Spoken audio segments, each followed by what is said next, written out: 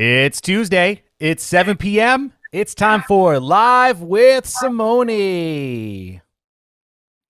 Good evening, everyone. I'm so excited.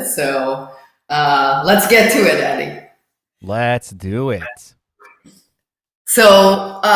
Pretty much what we are going to do here, this setup is that since I'm not playing that much these days, I figured that I would stay involved with pickleball, and nothing better than share a little bit of my wisdom, I guess, whatever I have. Anyways, I love teaching, and I continue to teach as much as I can, of course. But this is some of the stuff that I'm going to talk about are things that come up during my lessons, during my clinics, and it's like often the questions that I get. And of course, then okay, let's address it. The one thing that I'll say is that I know that you guys will have lots of questions. I hope you have lots of questions, but we will save the questions for the end. During the time I am talking through, and there's a lot of it is strategy, then hopefully Eddie can jump in and help with some questions if it's not clear. So with that, I'll go back to you, Eddie, and let you talk about some of the cool stuff we got. I'm excited. That's right. So the goal of this is to continue to give amazing free content out to the masses. And one of the ways that we want to be able to do it and that you can kind of help support the initiative is to buy some of this amazing new Simone merch, which, as you can see, I'm wearing a shirt here. And I also have this awesome mug. On one side, you have the Simone logo, but on the other side, you have yourself a little palm Christmas tree. We're down here in Naples, so this is what our Christmas trees usually look like.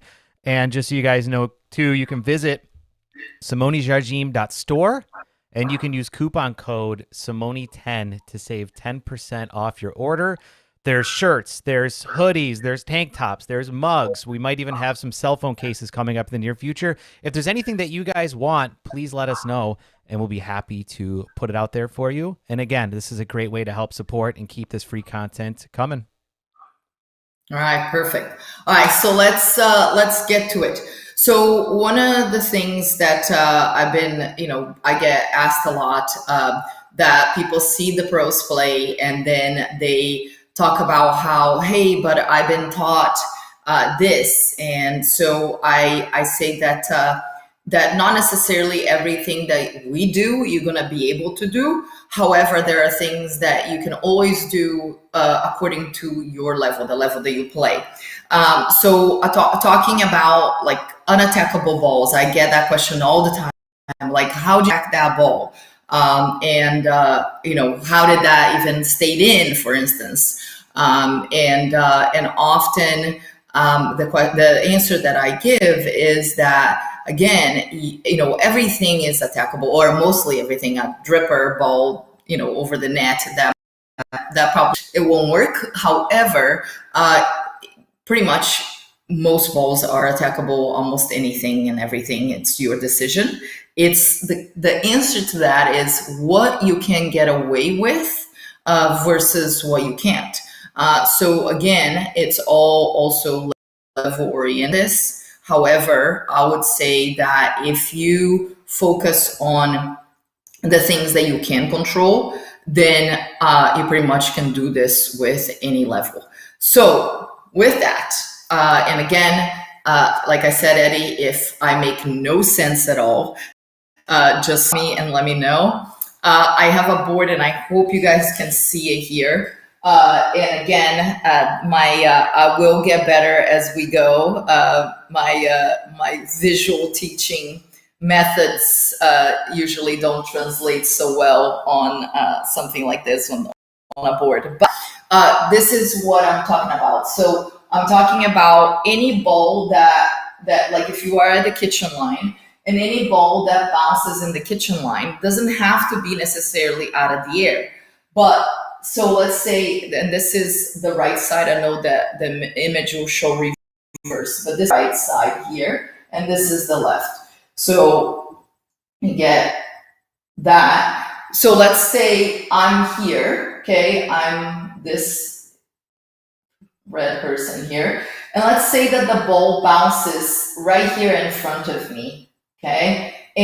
And even if the ball, and this is what I'm saying, even if the ball is low, is below the net, like, I don't care, maybe a foot off the ground, okay? It is still an attackable ball. Now, the decision that you have to make is, this is the part where, as you get better, you have to be able to see the other side of the court.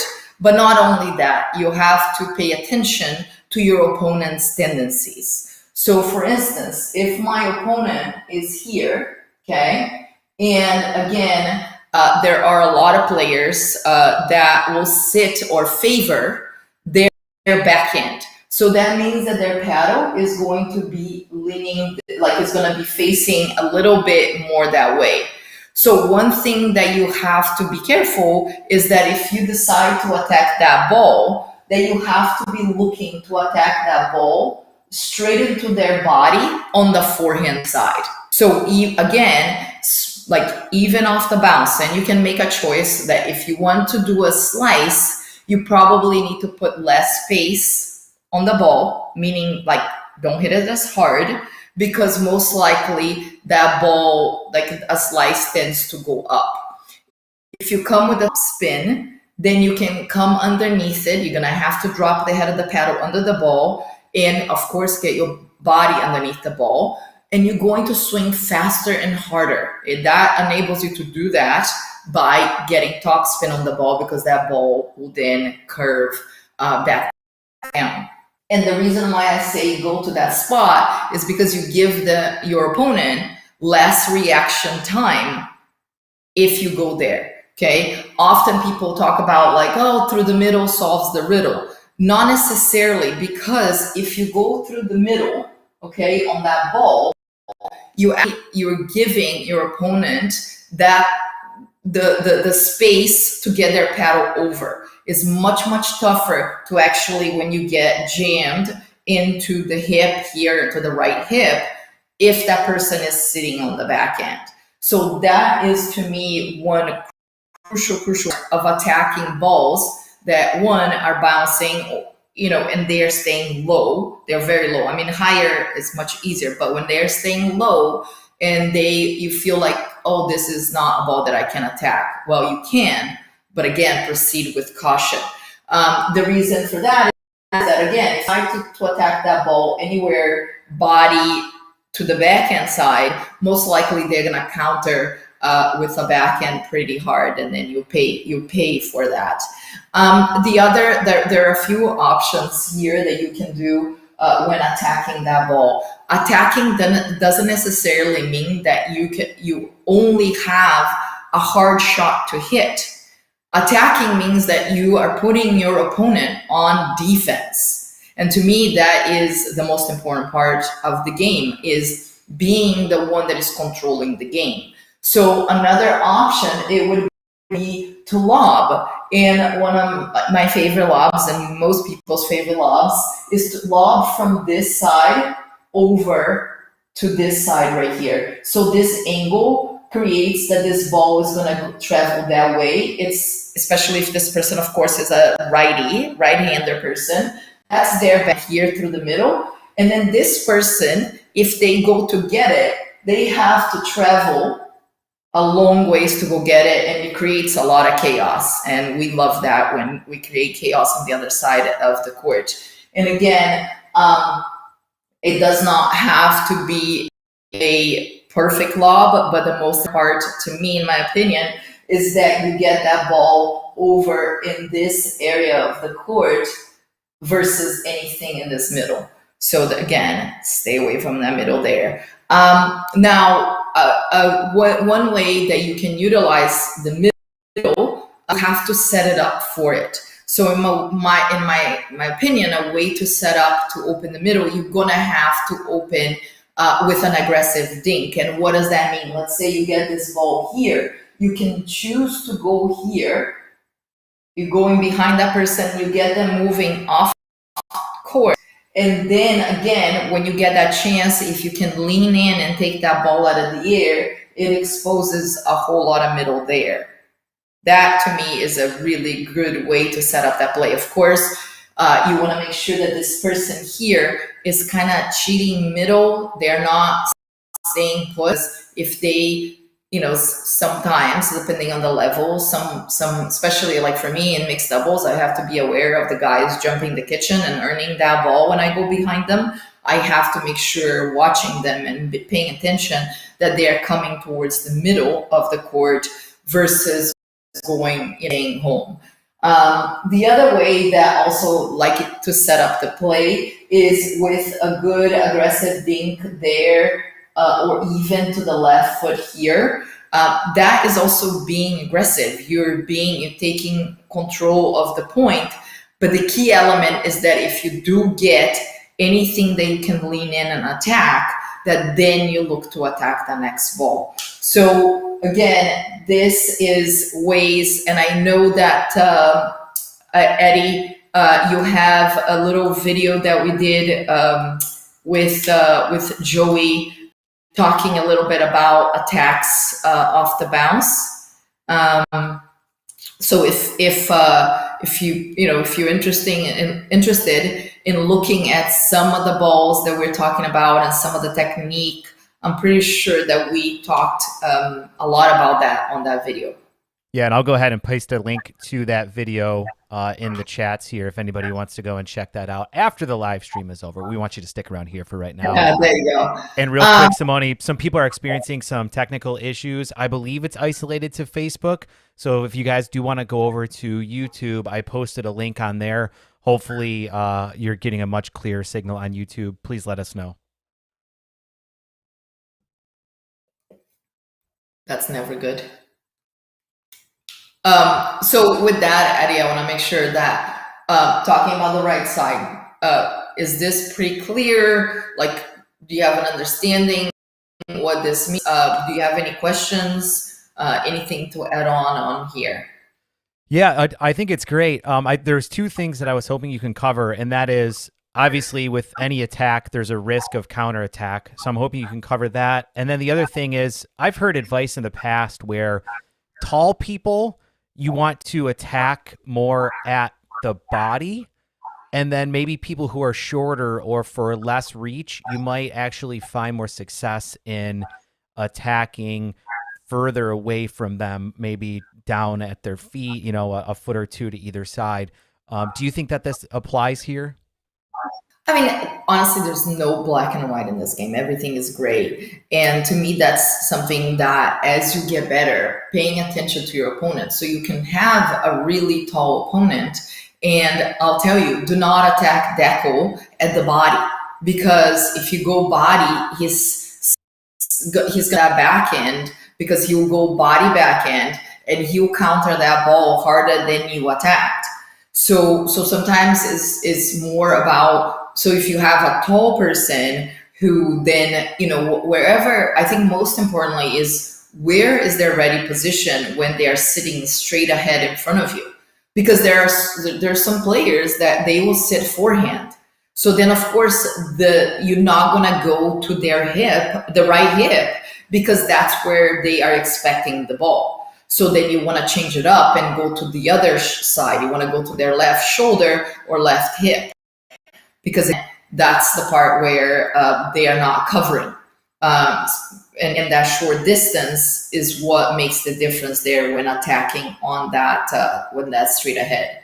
As far as, like I said, with height, I do have some underprivileged in height clients, and often they complain about getting lobbed, and it's totally understandable because that's where that does play. You're not able to reach as high, and that's where my advice to those is, of course, a tougher dink, one that it's a little deeper in the box. Shorter dinks tend to help someone hit lobs because it gives them way too much time. The same, I mean, a shorter dink helps for attacking and for lobbing. So just a little deeper dink away from them, because again, make them hit a lob on like kind of like out of position versus being an easier playing catch with your opponent is not something that is going to help. So you want them to be actually something that I use a lot. My little sayings, Audrey has them all written down, is play fetch, not catch. Because you want them to be out of position instead of hitting the ball right to them. The other part of it is that some even taller people, if they're vertical, like if they're not, or movement, right? Sometimes knee issues, unfortunately with height does come that. And that's when you have to think that, again, lobbing is totally okay. Now, as far as where you're going, if you're going to hit hard, I think, in my opinion, like 100% is where their ready position is, no matter how tall, short they are. So, because if you get some people that sit in one wing more than the other, you have to be aware that, most likely the ball will be countered much, much faster than it came off of your paddle. Does that make sense? It totally makes sense. Yeah. One more question along those lines. So when you do speed this ball up, are you hoping that they're going to block and put it up high in your sweet spot for where you or your partner are able to put it away? Are you hoping they're going to get jammed and block it into the net, or are you kind of just prepared for whatever comes your way? I'm expecting that ball to come back. But of course, I'm hoping that because I'm hitting to a certain spot, that I'm hoping that shot will be a defensive shot, that then I can put it to the feet and put it away. Usually this play is like a two punch play. So I'm getting the ball, jamming them into the hip, and then because I'm jamming them, and I don't know if you can see, what happens is that when you get jammed into the hip, the paddle tends to come this way, like you're scooping the ball. So then the ball tends to rise. And because the ball rises, then you're able to set up for an easier put away. Okay, that makes sense. Yeah. And then again, when I go a little higher, like as far as like aiming at the shoulder, the tendency is because of that, it's if they countering down into the net, or if they are blocking, then I definitely got them on defense. All right. And kind of like one more question that I had, and just so you know, guys out there, if you have any questions, please throw them in the chat. This is our chance to ask the one and only Simone questions about this. My only other question here is, worst case scenario, you pull this shot out and your opponent takes advantage of it. What does that look like? So then and again, we're thinking here quickly. So you gotta then understand, what position are you in? So did you attack and get a ball that you now have the upper hand, that you can continue attacking and be on the offense, versus, again, did you attack and they read it and now they counter and now you're in trouble? Then maybe you have to say, okay, well, maybe I need to block this ball and restart my point, right? Restructure my what am I doing here? What did I do wrong? I need to then, and again, the better you get, the more you can think on your feet, because that is going to happen where if you do too much of the same thing, then they start to shift, to change, and to start countering your shots better. So you have to then make the adjustment and counter with something else. And this is why I I always and again, I try to stay away from never and always, but I try my best to, when I'm attacking, is that it's not the same thing over and just because it works once, it works twice, and then the third time you get burned, then this is when, okay, well, it's still winning because you got 2 out of 3. Then on the fourth time, you probably want to change it up to get them thinking, oh, shoot, somewhere else now. So this is where being predictable is never good in this game. So I would highly suggest that you have to be aware of what's going on, and that I think is the difference between better players, is that they're able to adjust with the situation that is given. Where certain players, unfortunately, when you're still kind of trying to figure out what you're doing versus what your opponent is doing, that is a little bit more difficult, because you need to look at the other side. You got to be playing your opponent and really not playing yourself, because that's the tough part where a lot of people struggle.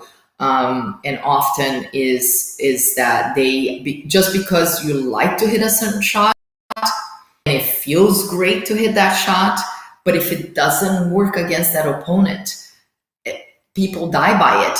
They will keep on going, and then all of a sudden, game over. But that's because, again, you're doing what's comfortable to you, what you like to do, versus what's going to work against your opponent. That's a good answer. We have a question here from Paul Bateman in the chat, and Paul asks, if your opponent hits a ball to your shoulder, is there an effective chicken wing shot, or is it just get your paddle on the ball and hope for the best? So again, those are tough ones, especially depending on which side you're shifting. And again, if you're sitting on a certain shot and it comes to the shoulder, this is the part where you make the decision that you're going to counter. You're not hoping for the best. Here is like, if you read that ball well, then you can totally counter that ball. Now, if they come, and let's say you're sitting on your backhand and that ball comes here, this is the part that you have that choice that you're either going to hit it like that, which to counter, that's very difficult, or you're going to try to shift your body and hit a forehand, which again, you're still kind of on defense there. So I would say that if you know that you're not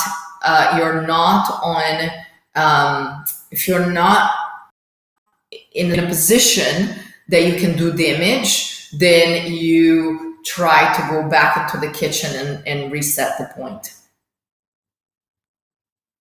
Yeah, that makes a lot of sense there.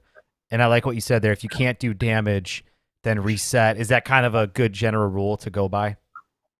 Yeah, I just feel like, again, you live with that choice, that you're making the choice of, are you willing, like what's more important, to feel like you're feel good, because some people like to attack, and even if the ball, you feel like you're not in the upper hand, like the upside of the point, and you pay for it, and you pay again and again and again, that this is unfortunately is not going to work. But again, there are times that you can attack, and even if you're not on the upside of the point, but what happens is, because of that, you then end up getting away with it, right? Whatever you can get away with, I say, you got away with it once, twice, keep on doing it until they make the adjustment. It doesn't matter. You're still winning the points. Ultimately, your goal is to win. And to me, that's where people sometimes get lost on, does it feel good? Does it look good? And it's not about that. It's about, is it effective? That is it. Good stuff. I just had one more quick question. Selfishly, sometimes when I try and speed the ball up at the kitchen line, I broadcast it or I telegraph it a little bit, and I notice that my opponents are a little bit, they're more ready than I would like for them to be. Is there a good strategy or technique to disguise that shot while still making sure that you have enough speed to make it a driving shot? Yes, absolutely. So when I talk about these three shots, they all should look the same. No take back on any of them. Lobbing, dinking, or the speed up. The difference here is what your shoulder, ultimately, hand, elbow, shoulder is doing. Because you do a speed up, often people take a big wind up, and that's how you're telegraphing. You're telling me, okay, he's about to whack the ball as hard as he can. So if you can, shorten up the backswing, stay the same as you would dink, but then accept forward.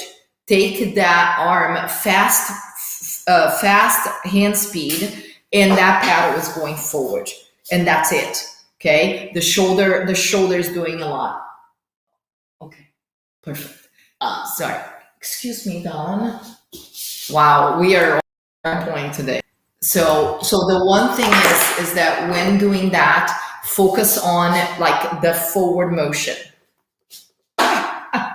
And then when I'm lobbing, is the difference is that you opening up the face of the pad to get that lob.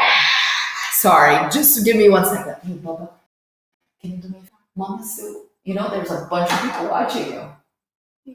Yes, there is. Eddie, how many people are watching Landon misbehave? 20,000 people. Oh, wow. Now he knows. Yep. So. I don't care. You don't care? Well, I do, Bubba. Can you please? Please, Bubba. Come on. Anyways, sorry about that.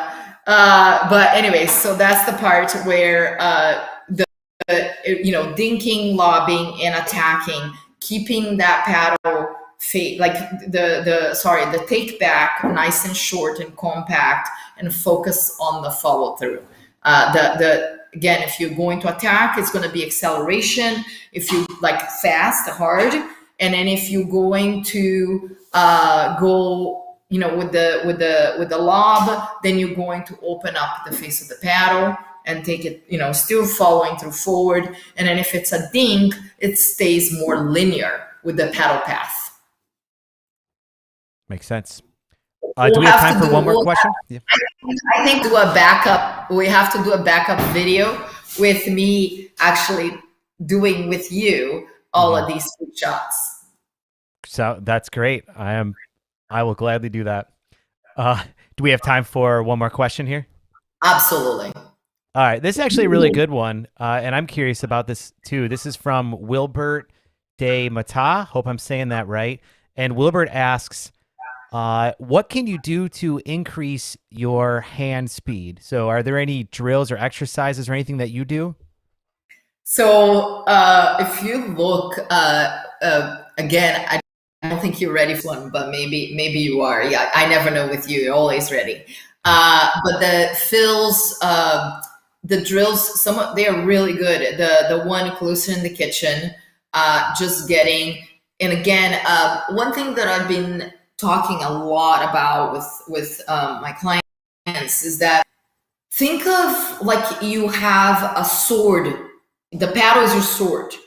And if you look at, and again, of the like little that I've watched, probably only in the Olympics, but when their hands are going, it's everything out here. Nothing gets big back there. And I think that improves your more just efficiency. Maybe your hands might be at the same speed, but the efficiency of the movement is much, much better. Because again, I'm going just here versus having to go from here all the way back to here. That's how people get caught often. So when you closer in the kitchen, those exercises, it forces you to minimize movement.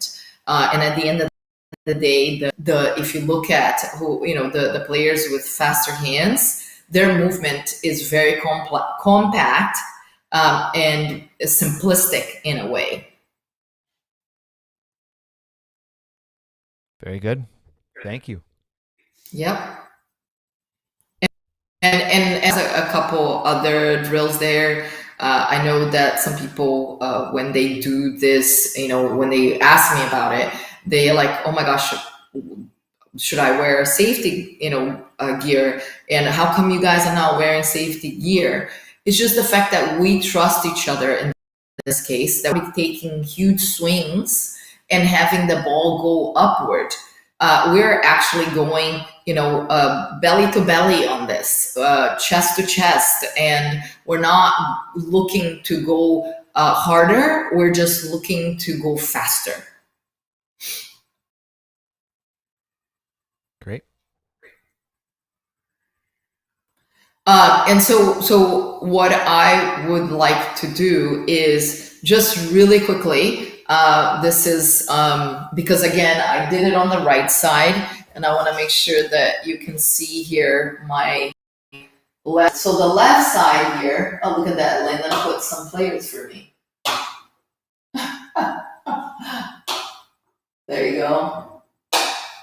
Look at that. He helped without knowing. So when we're on the left side, think of the same thing here as far as ball being attacked. The thing the thing to be aware of is which way is your opponent moving. So on this side, if you watch, especially in mixed doubles, you watch the women will shift this way and sit two-handed backhand. So going into their body is usually like you have to be very accurate to hit it down here, because otherwise the woman shifts this way. And some guys do a really good job too. Colin does a great job shifting this way, and then the two-handed backhand goes right behind over here.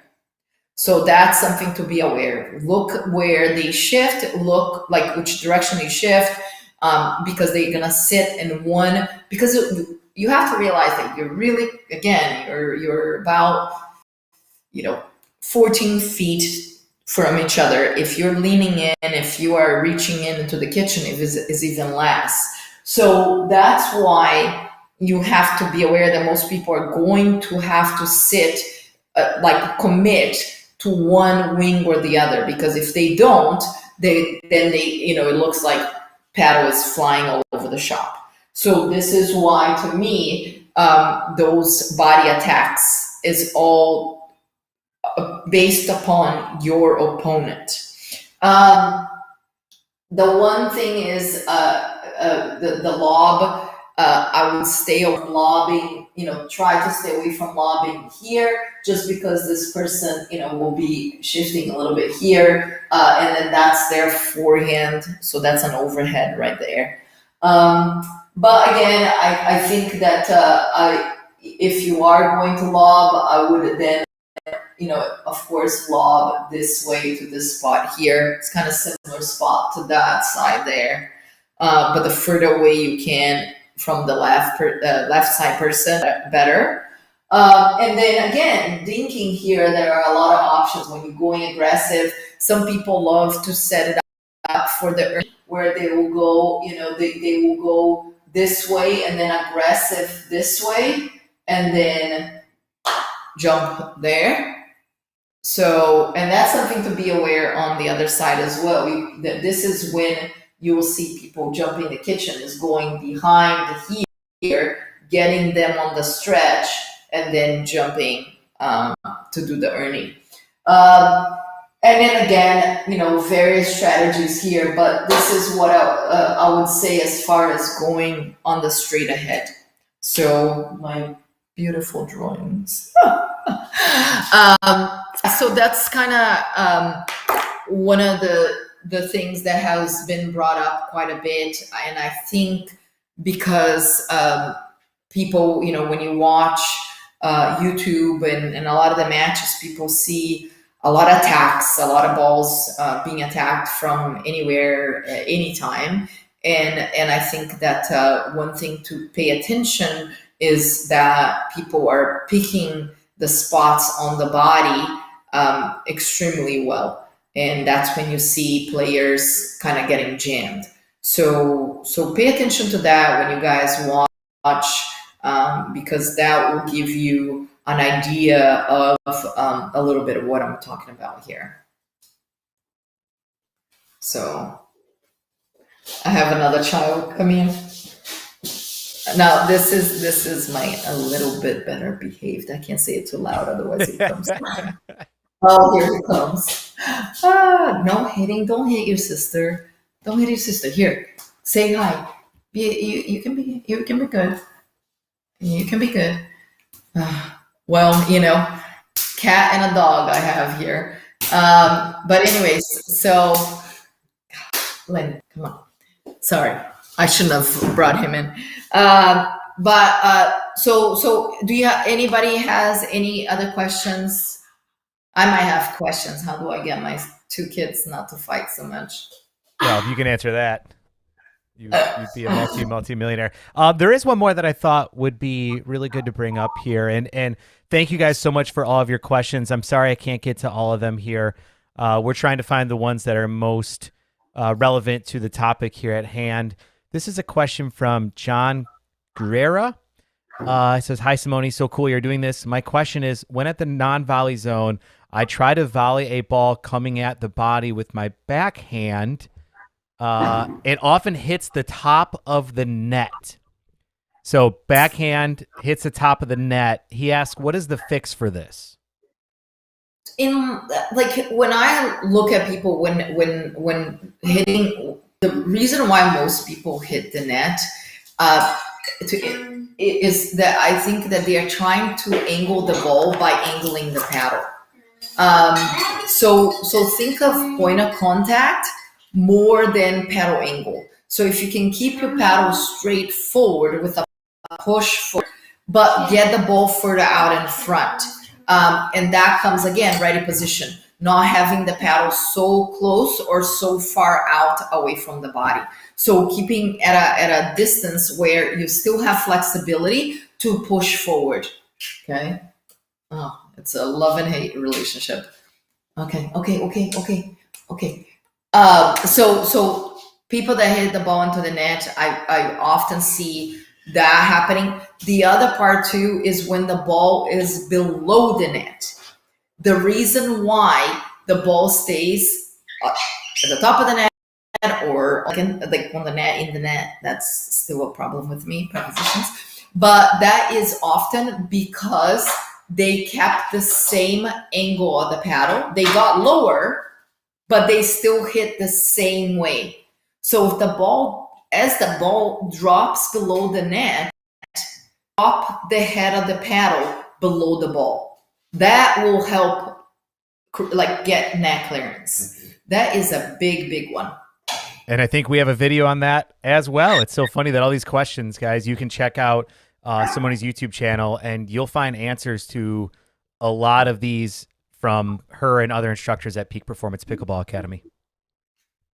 Good stuff out there. On fire. They're so hyper. So I'll explain a little bit. The reason why my kids are so hyperactive is because they are super excited. So we've sold this house and we're moving not far from here, actually 2 minutes from here, but we're moving into a condo now. This is a house. We're moving into a condo. And it's got stairs. And I think that you think that they would be really, really tired, but actually they're not. They're like so hyper and they just been running up and down the stairs as I move and put stuff away.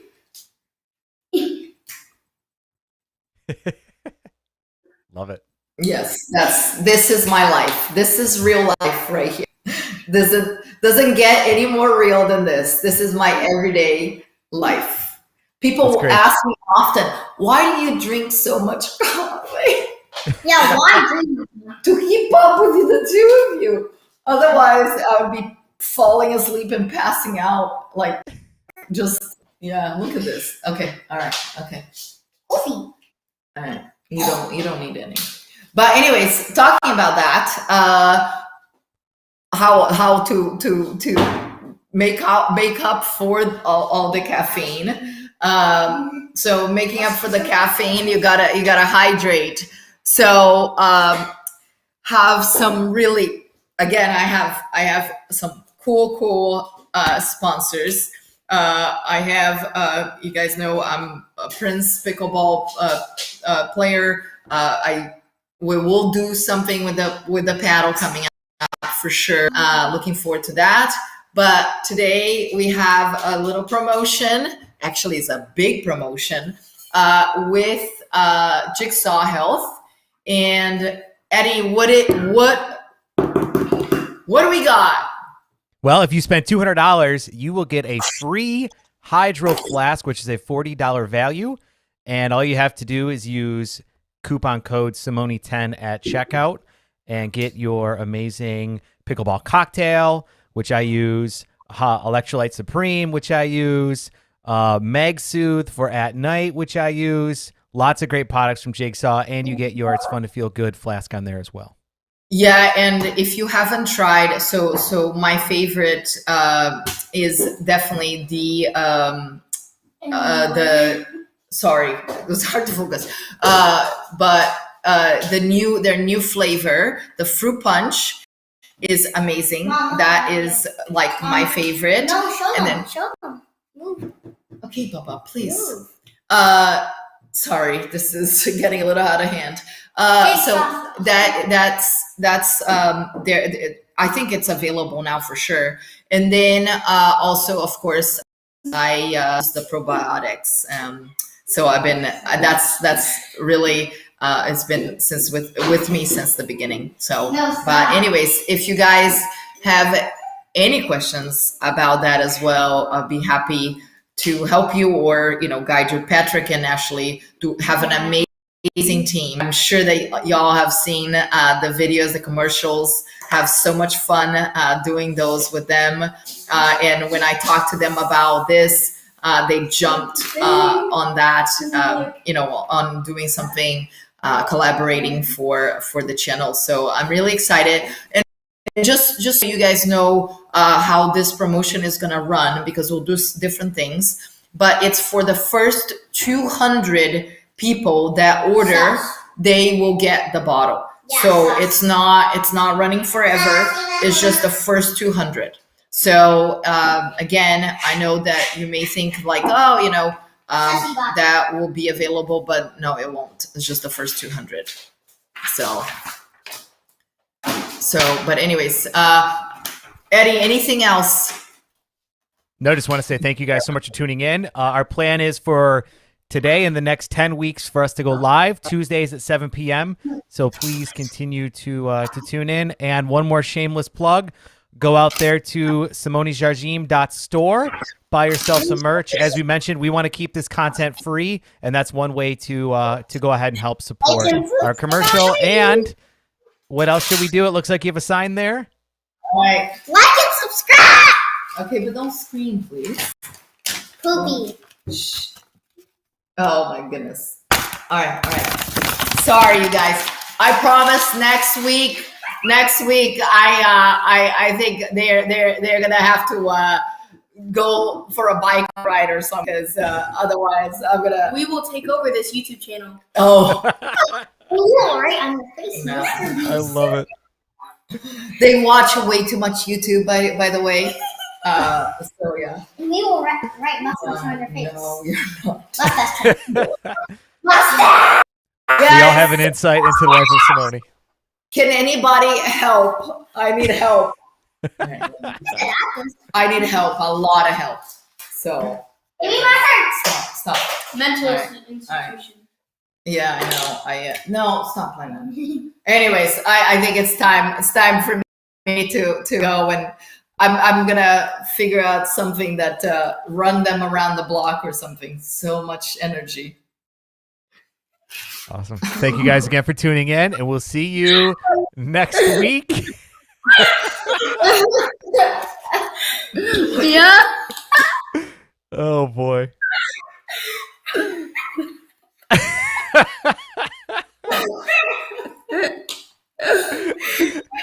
Oh, this is too much.